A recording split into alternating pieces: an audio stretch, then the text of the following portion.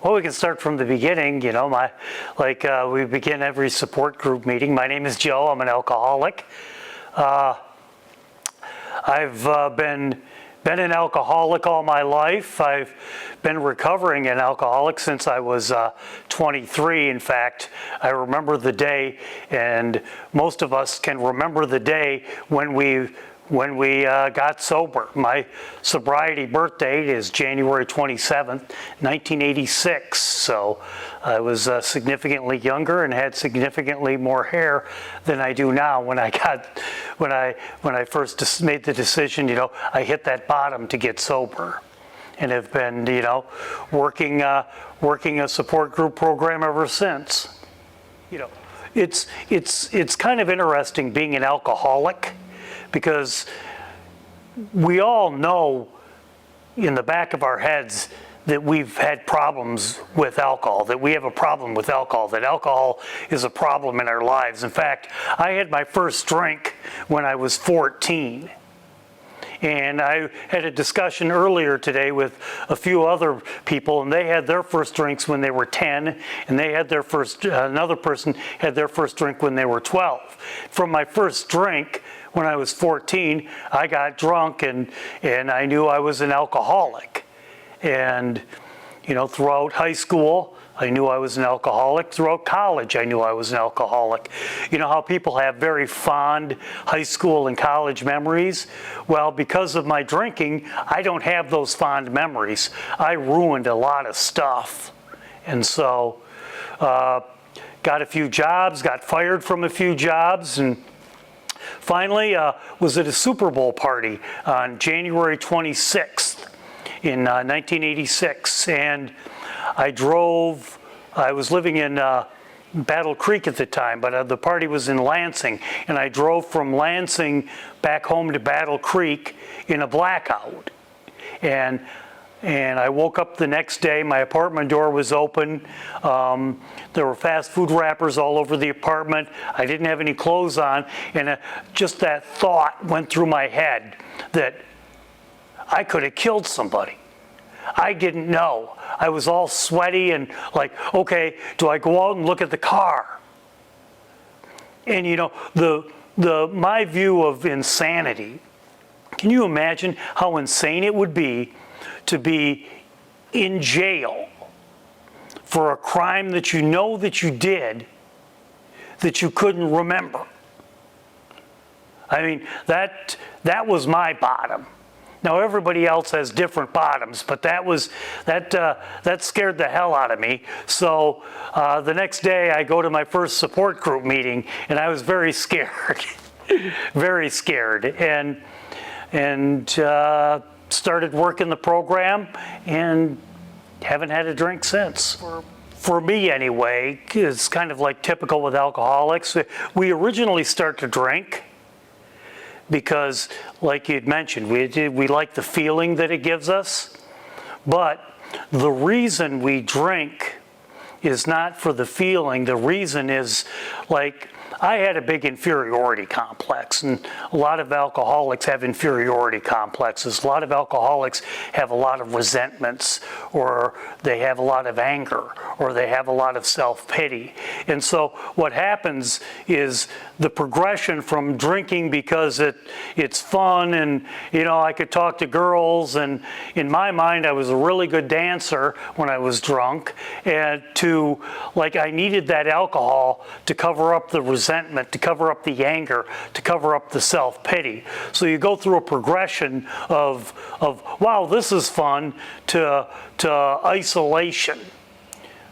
Because at the end of my drinking, pretty typical of everybody else, we want isolation.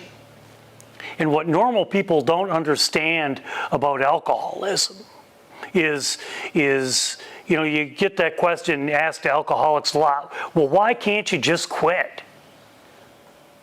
Well, I can't quit because, trying to apply logic, trying to apply normal people logic to an alcoholic brain, I have an alcoholic mind. my mind, even after 38 some years of sobriety, I still want to drink. That's why it's a day at a time program. My mind is a very good salesperson. I could still, to this day, if I don't work my steps and live with gratitude and do what I'm supposed to do, I could still talk myself into drinking. So length of time in the program or length of sobriety is no guarantee that I'm going to die sober. But yeah, that's, I drank at the end by myself, downing a pint of vodka, just to get rid of the anger and the resentment and the self-pity. I think alcoholics are just born with a lot of, resentment, anger, and self-pity, where people get ignored all their lives and think nothing of it. But with an alcoholic, in my alcoholic mind, what I'll do is I'll magnify that until, you could not say hi to me in the hallway today. And for a normal person, okay. To an alcoholic, I'm gonna let that ferment. I'm going to take that anger and turn that into self-pity and turn that into resentment until pretty soon I've waged my own mental war and resentment against you because you ignored me in the hallway today. That's just the way that I'm wired. Yeah, resentment is the primary reason that I drank. And, I've been to enough support group meetings around resentment is, I call resentment mental cancer. Because here's the problem with my alcoholic mind, okay? Resentments are like mental cancer because I just can't have one tiny resentment. It's just like you can't have one cancer cell because it grows and it grows and it grows. Well, with me, okay, I've got a choice every day. If I don't get rid of that resentment, if I don't have gratitude every day, gratitude is very important.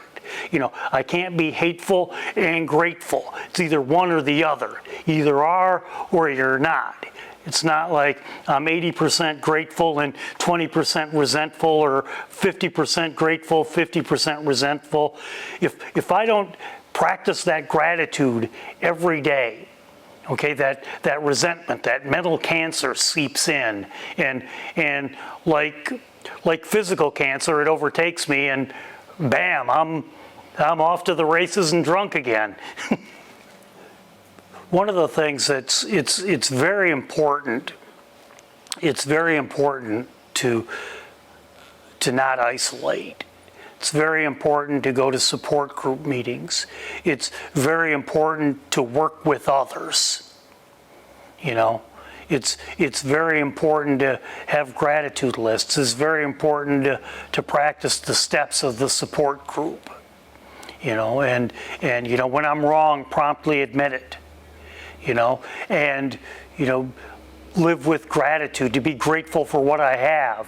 And gratitude is kind of an interesting thing because anybody can be grateful when things are going well.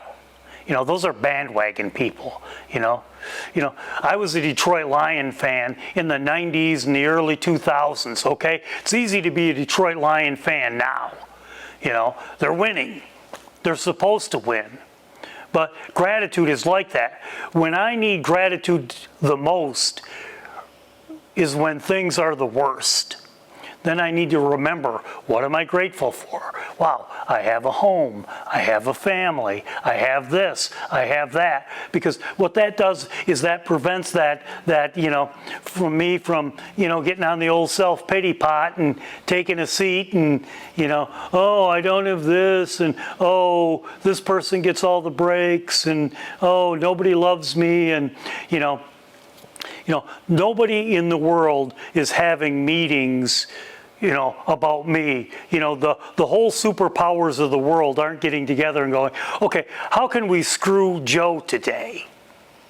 But that alcoholic mind, and that's what makes it a challenge sometimes to be in a competitive workplace.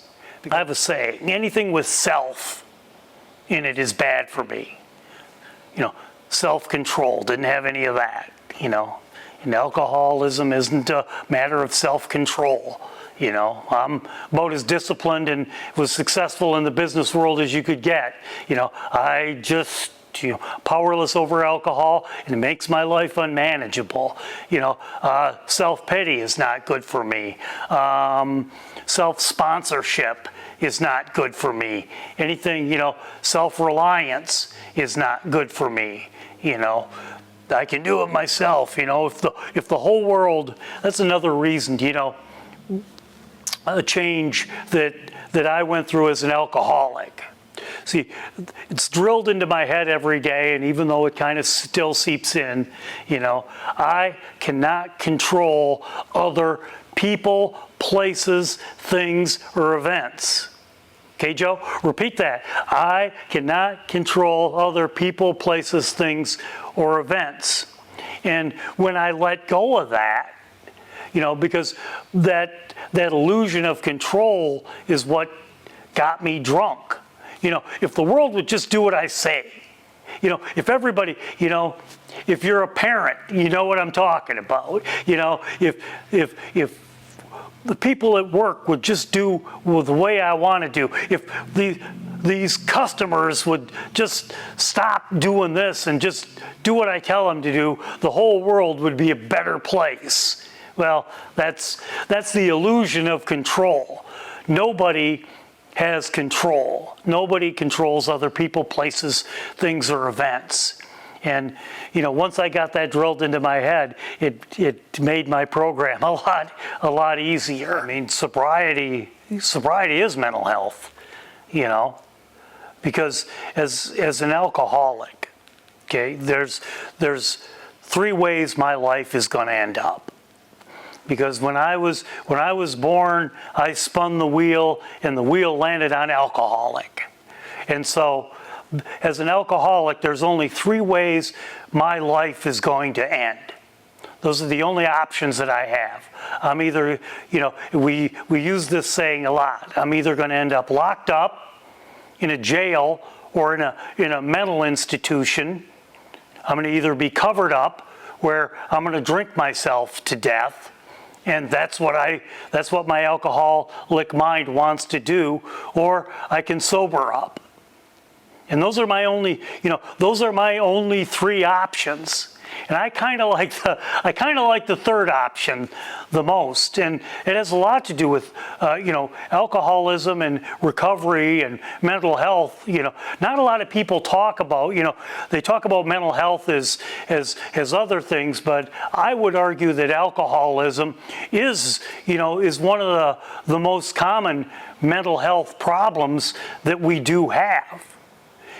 It's not like necessarily talked about as much, but being addicted sucks. It's like, I don't know anybody that's an alcoholic or who's an addict, who's practicing, who's really balanced and happy. There's no such thing. So yeah, I think that they're all interweaved and they're tied together. Because my recovery and my gratitude every day have a heck of a lot to do with my mental health. I don't have mental health if I don't have gratitude and recovery. So the two kind of go hand in hand.